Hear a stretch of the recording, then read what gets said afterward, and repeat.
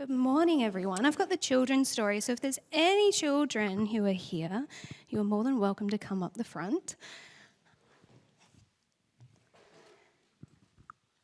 Down one more. Here we go.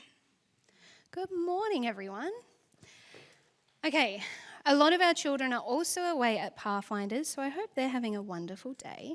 Today is a little bit colder than the story that I'm going to be telling you about today. I want you to go to the opposite of a really cold day, a really, really, really hot day. What do you like to do when it is really, really hot to help you cool down? And adults, you are allowed to talk as well. What do you do on a really, really hot day to help you cool down? Drink water. Go to the beach. That's a very good option to do. Anything else we might do on a really hot day? What's that? Oh, turn the aircon on.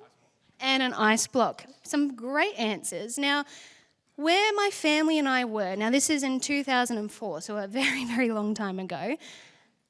In 2004, my family and I went on a trip and there was no beach. There were some ice blocks. There was no air conditioning.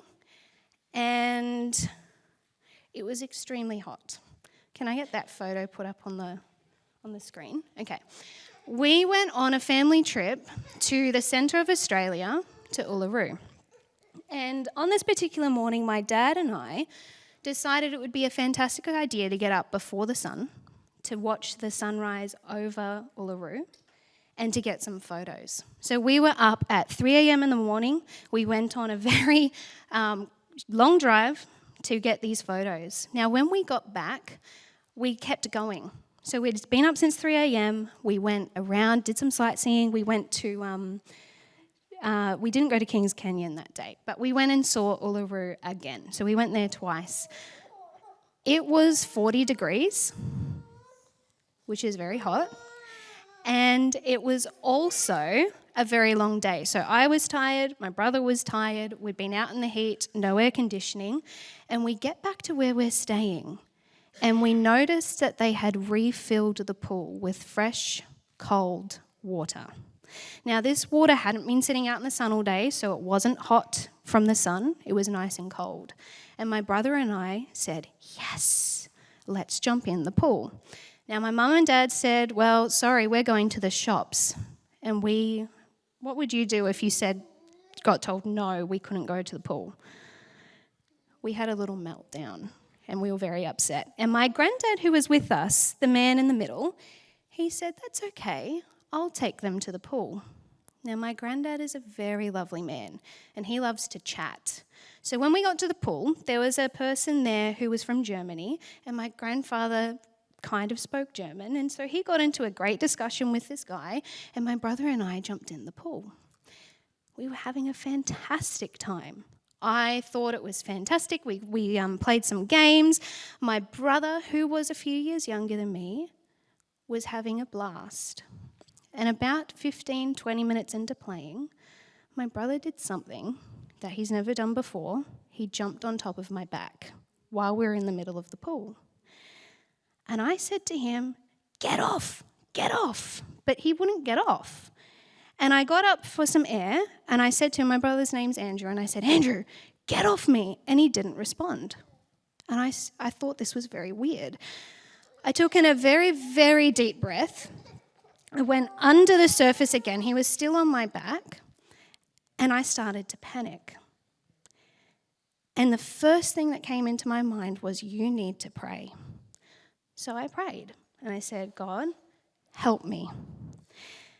And without going up for a breath, it felt like my lungs had double the air inside them, and my thought was just get to the end of that pool. So I swam to the end of that pool. My brother, the little boy on the end, who was on my back, was still on my back, and I was swimming, and I was like, I'm not going to make it. And I reached the end. I come up for a breath. My brother wasn't responding, and we're like, oh no. My granddad comes running over, they pick him up. He was okay, but he was very blue, and it wasn't because he wasn't breathing. He was breathing. He was very, very cold. Turns out he had hypothermia because the water was so cold because they were trying to keep us cool in the middle of summer. So we gave my brother a really big warm towel. We took him back. We warmed him up. I was okay.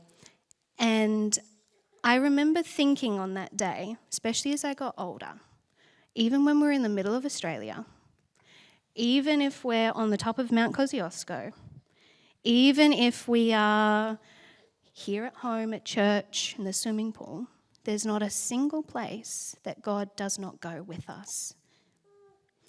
And that's the verse that I want to leave you, that even if we're really, really young, or even if we're in the middle of our life, or even if we're a little bit older, there's nowhere we can go, no age that we are, no height, or no tantrum, where Jesus does not go with us.